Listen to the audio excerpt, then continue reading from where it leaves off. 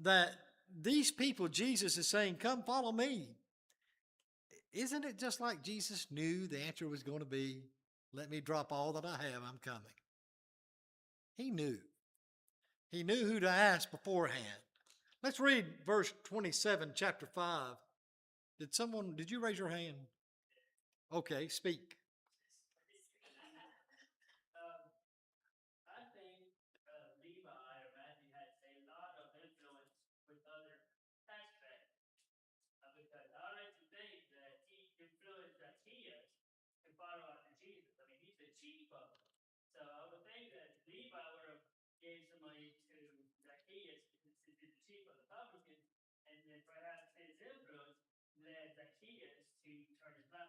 And so you're looking at it from a different point of view, and I failed to look at it from that point of view. Maybe there is a certain group that he's going to be able to influence for good, and that's going to be a good thing, no doubt.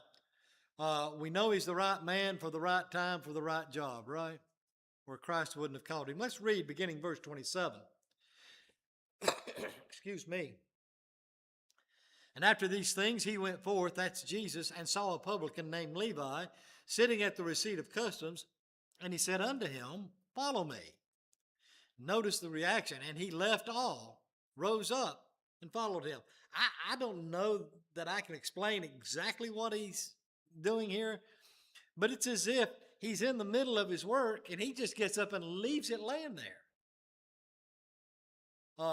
He leaves responsibility. When he says leaves all, I think anything that is a responsibility to him, he leaves behind to follow Jesus. He makes this now his mission in life. And he left all, verse 28, rose up and followed him. And Levi made him a great feast in his own house. And there was a great company of publicans. James mentioned these publicans, right? Here's the influence, perhaps. And of others that sat down with them. Now, what did the Jews think of these men? Not much. They listed them, and we'll see it in a moment, as sinners. Verse 30 says, but their scribes and Pharisees murmured against the disciples, saying, why do ye eat and drink with publicans and sinners? So, they didn't address the question directly to Jesus, but to the disciples of Jesus. Makes me wonder, has he burnt them one time and they don't want to face him again, at least not right now? Or is it that they want to attack the disciples and try to get under their skin, or maybe drive a wedge between them and Christ? So why do you eat with sinners? Well, Jesus understands. He knows what's being said. He responds in verse 31, they that are whole need not a physician, but they that are sick. We understand that Jesus is talking about those who are spiritually suffering or sick. He said in verse 32, I came not to call the righteous, but sinners to repentance.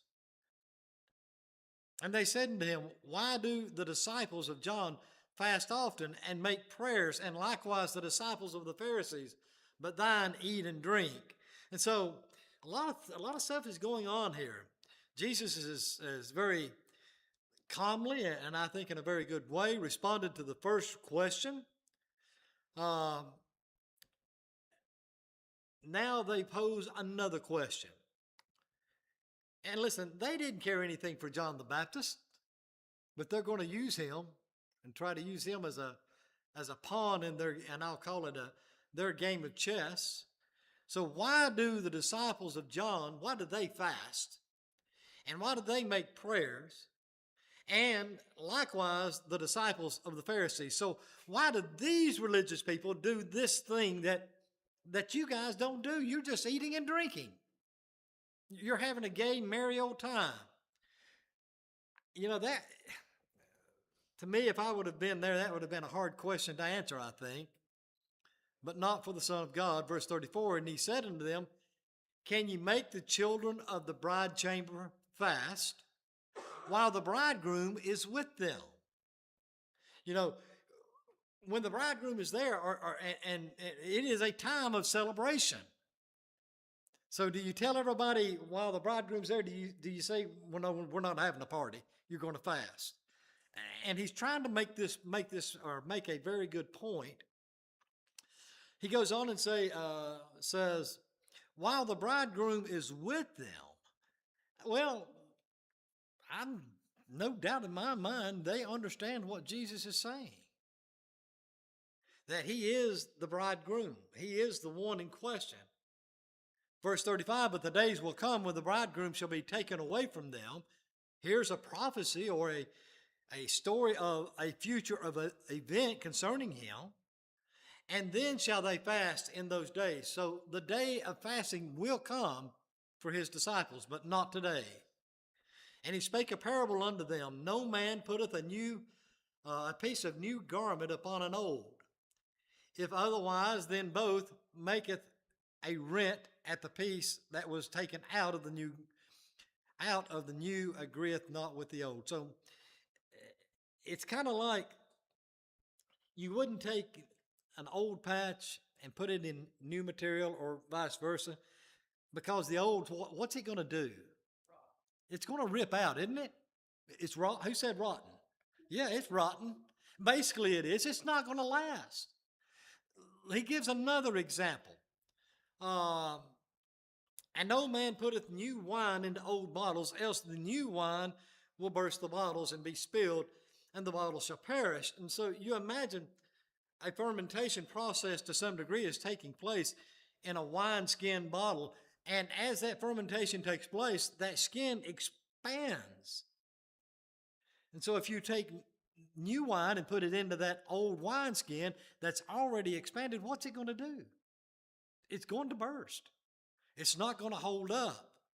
So what's the point Jesus is trying to make?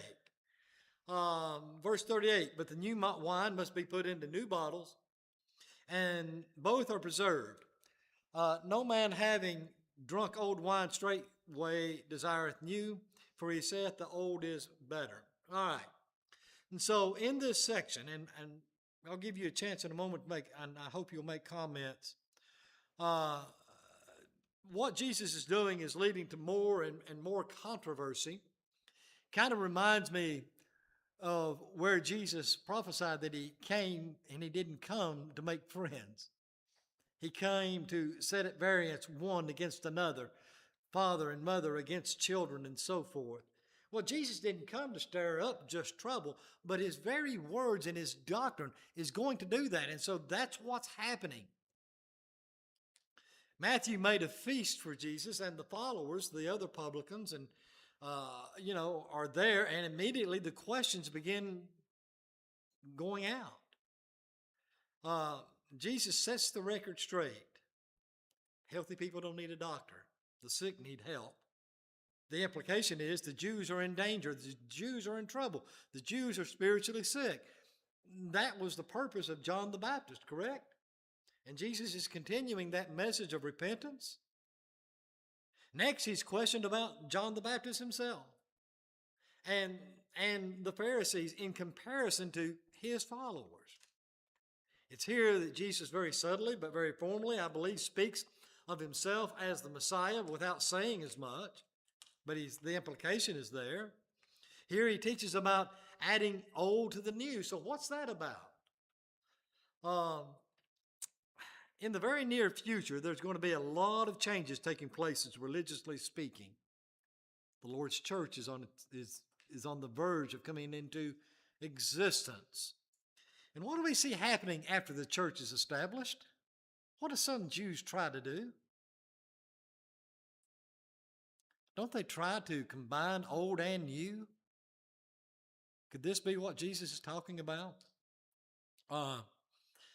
The Jews of the days of Jesus find it very hard to accept the doctrine of Christ.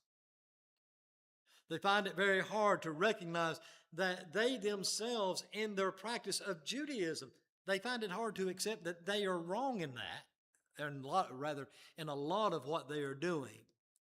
I think that Jesus is appealing to people who, just to be honest with you, they're really not known for their academic prowess. They're not really known for their religious prowess as well. The criticism leveled against Jesus and his followers, it allows him to talk about this old and new cloth and this old wineskin and new wineskin. And I think you might look at it this way, and others may have other ideas.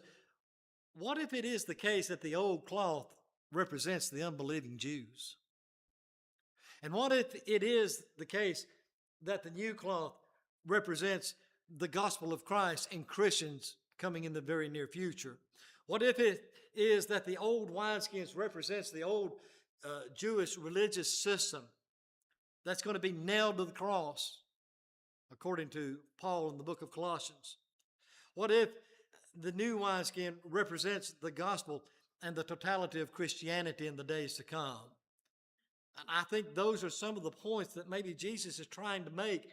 The Old Testament and its teachings cannot be interjected into the new without doing damage to the new. And Paul chastises some of the Jewish Christians of his day for doing that very thing. And he reminds them of how hard they have made it for Jews to even be Jews. Any comments, any questions? That's a lot of material. David, what have you got to say? I know you got to add something. Doesn't have to mean anything. Doesn't have to, does it? No. Oh, here's what I mean. They said, why do John's disciples fast and make prayers, and your disciples aren't? And the only thing Jesus was teaching them was, it's out of place, it's out of time. You know, Solomon in Ecclesiastes 3, there's a time to weep, time to laugh, or mourn. There's time to, there's time for everything.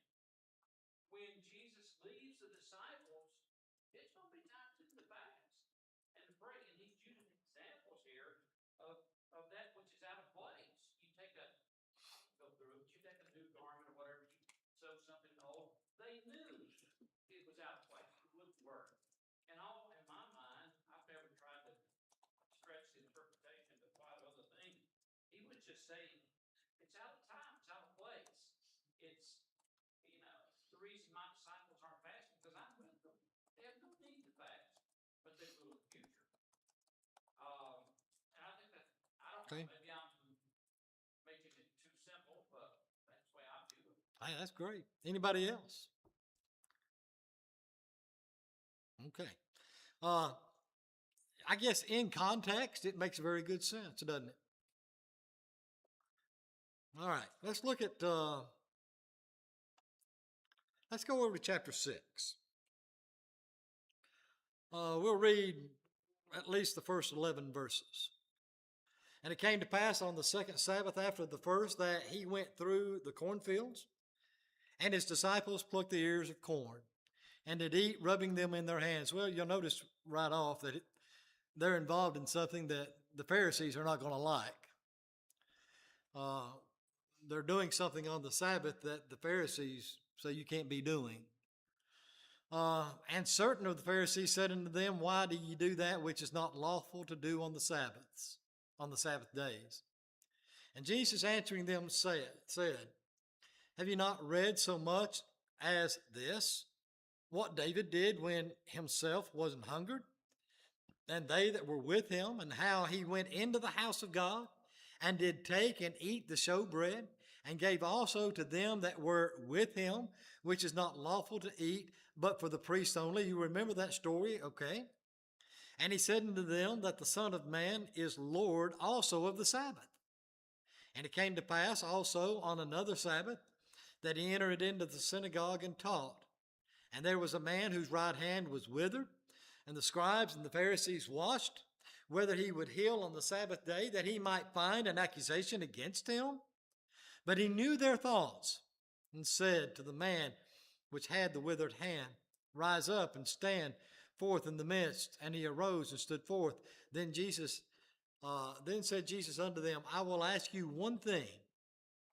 Is it lawful on the Sabbath days to do good or to do evil, to save life or to destroy it?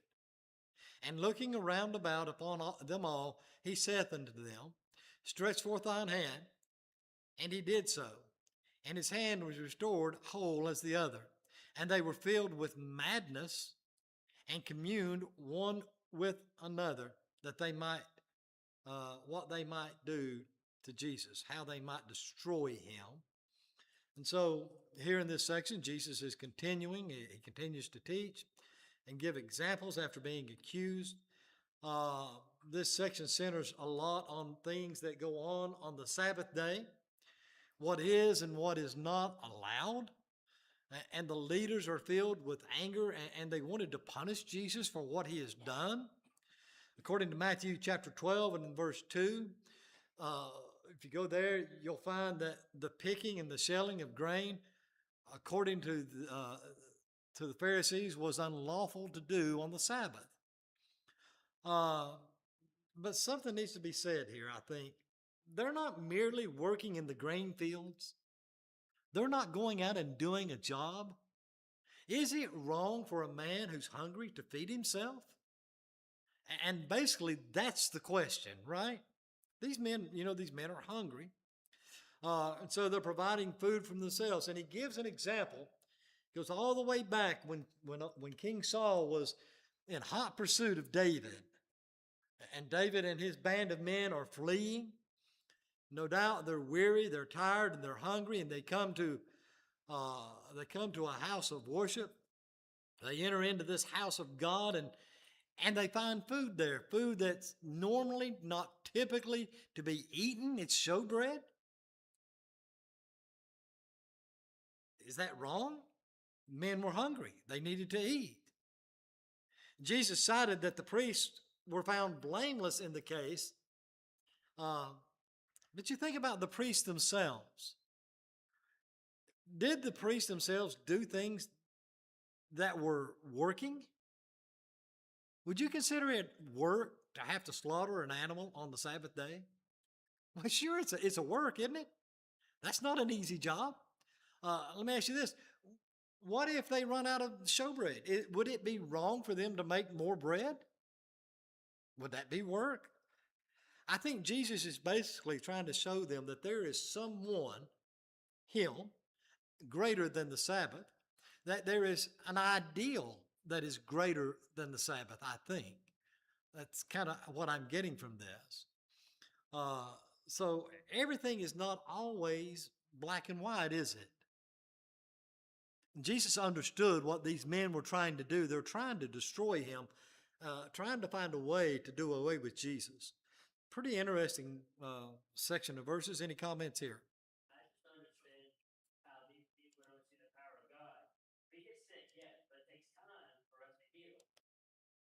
Jesus healed the sick and immediately healed. It doesn't take time. And I don't understand how they don't see the power of God working just instant right there. I mean, how can you get mad at God? Yeah. When they see Jesus perform this miracle, what kind of person does it take to witness this with your own eyes and then to be mad at the man who did it? And listen, they won't acknowledge he's the Son of God. They will acknowledge he does miracles. But where does the power to do a miracle? Where does it have to come from? It has to come from God. So you ask the question, how can they be mad at God? If they're going to be mad at Jesus, don't they have to be mad at God? That's a good question. Jealousy is the rage of the man, proverb writer wrote. And of course, in context, he was talking about husband, but it's still true. For envy, they had delivered up Jesus to be crucified, as we know Pilate said. Mm-hmm. And I think I don't know what else words he used, but they're just jealousy. Their hatred of how he had rebuked them was so strong that they were looking closer to his message than his own disciples were. Jesus had later taught the disciples many times, we have records, that he was going to die in the grave for 3 days. But yet, who was it that went to Pilate and said, this deceiver said in 3 days he's going to rise again? Said of what? Said of God. What I mean is, they had so closely parsed his message, his deeds, everything about his life, trying to find a fault. And it wasn't for good motives. It wasn't for purity. It was just so jealous and hatred. Sad. It is sad. Anyone else? I'll add this, and you can ponder on it. Just a quick thought. There are so many lessons we can learn from these verses about how we should react to the message of God. There's so many things that the religious world should learn about reacting to God's message.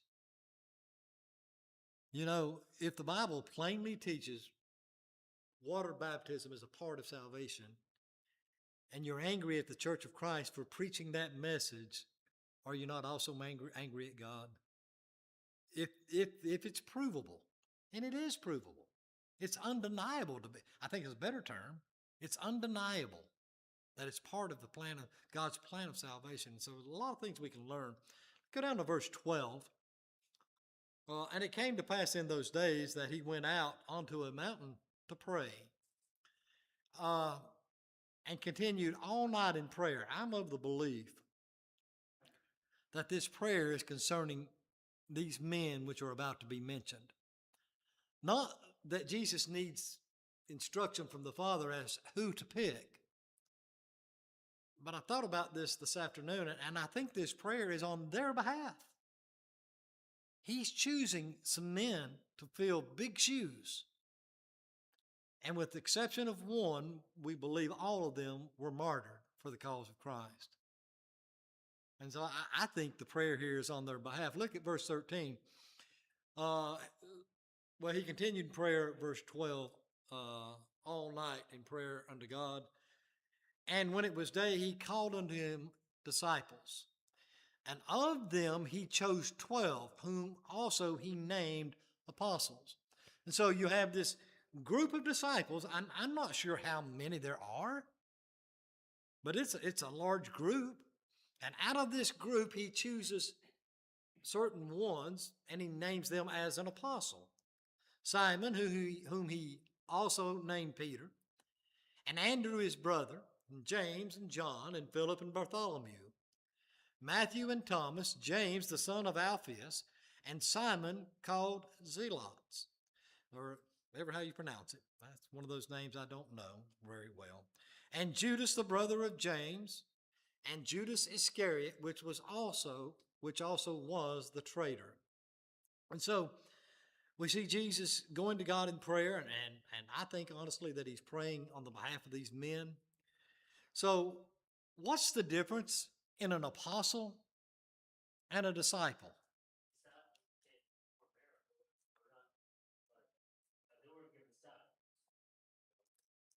Okay. The word itself, you could actually put the word ambassador there. It's more than just an ambassador. He is a person who is given a specific commission. You know, all men are called to go and preach and teach the gospel, right? All disciples were called upon by Jesus to come back to God. But the apostles had a specific mission. They were going to be preaching and teaching. And while Jesus called many disciples, he chose these 12. So these men are witnesses of Jesus. They spend 3 years with him in ministry. They witness his miracles, his death, his resurrection. And so that is a difference. I can be a disciple of Christ, but I cannot be an apostle. I've never witnessed the life of Christ, the death, the burial, or the resurrection. There is a witness of it in the Word, and I've read it and I've studied it, and so have you, but that doesn't qualify me to be an apostle. There are some religious groups today who call their religious people in the hierarchy, and I think there's even one group that call all of their members apostles, and that's improper. It doesn't fit. By this time, Jesus has really firmly established his ministry. He's done that, and this is really, really important that we get it. He has established his ministry in his teaching. And yeah, I know there's going to be people who say, yeah, but look at the miracles. Yes, he was doing miracles. But that did not establish his ministry.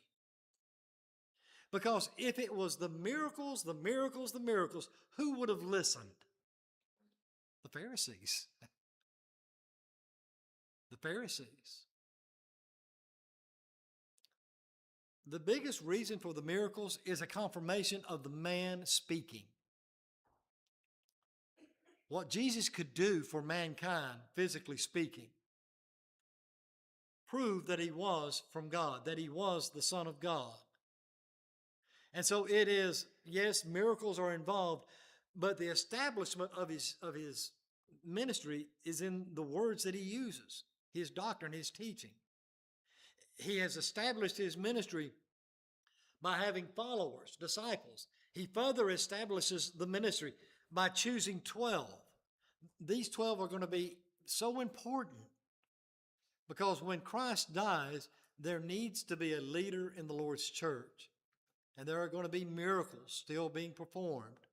And these men are going to be involved in that. Matter of fact, the early preaching was done by the apostles. So a lot of things we can learn. So what do we learn, I guess, from our studies up to this point? Here's something I've thought about this afternoon. Spiritual complacency. Many of the Jews were in a point in their existence where they were spiritually complacent. Whatever they, and I'm not necessarily talking about the religious leaders, I'm talking about the general population. Many of them were just following the leaders, whatever you say, without questioning or thinking or going back to the Old Testament and confirming what they were being told to do.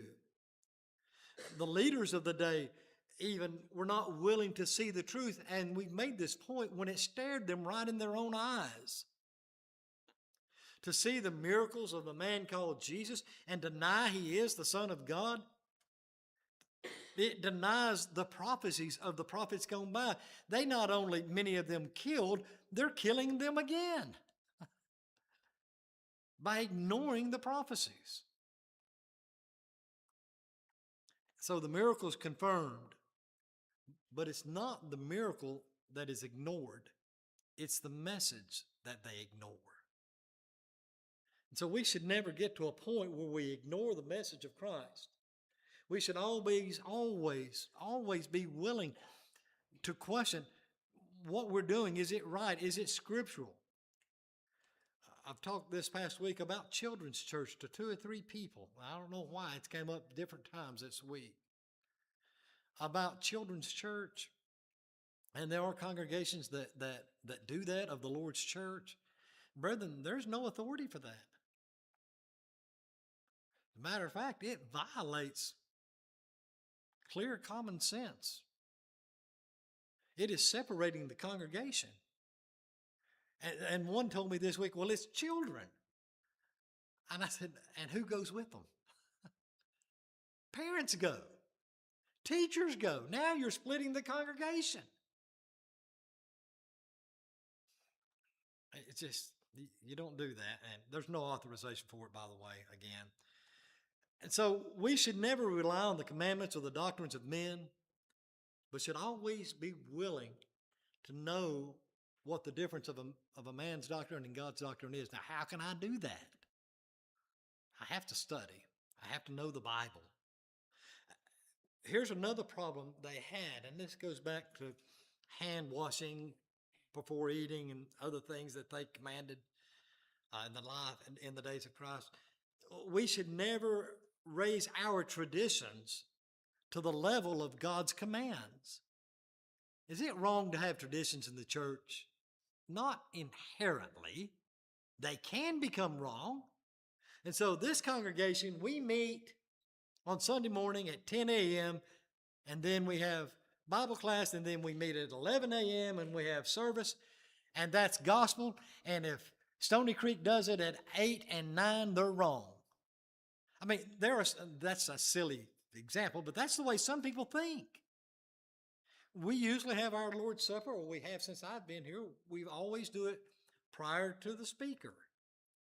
I've seen congregations that do it at the end. I've seen so many different. I was in a congregation up in Gate City where when they take the Lord's, let's get out of the Lord's Supper, let's go to the offering. When they take up the offering, they stand up front and they count it. 20s, 40s, 60. I mean, they count it down to the last copper penny. And they turn backwards while they do it. I forgot about that.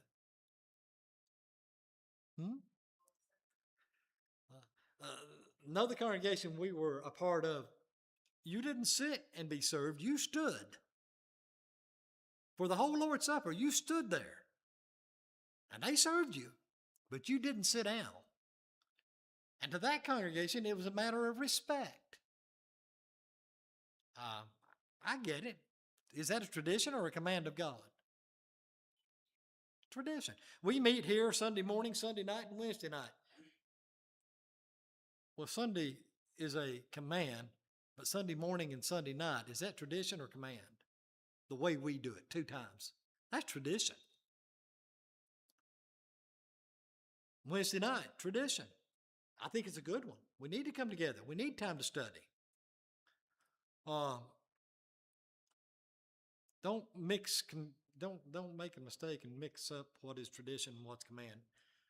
Miracles don't always achieve the desired result. Now, this doesn't mean that Jesus made a mistake. It doesn't mean that he was flawless and that he wasn't flawless in presenting or doing the miracles. He was flawless in it.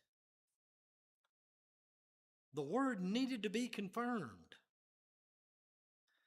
So many people just simply rejected the word that was given and confirmed by the miracles. You know, there are many people today that still believe in miracles. And a lot of them say, well, this is how we know we're right because there's miracles in our church. If the miracles didn't work then, how could they work today in doing what they're saying? It doesn't make sense. Let me mention 1 or 2 more things. I think we've got a smaller class still out.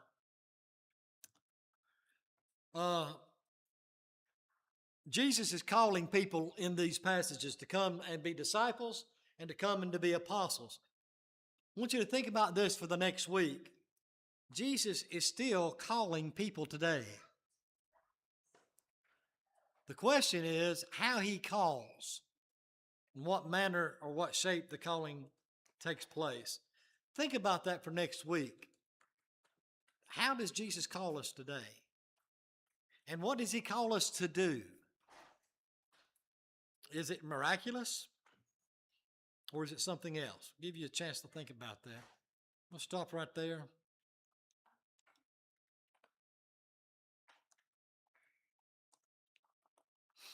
We'll start back here on the 26th.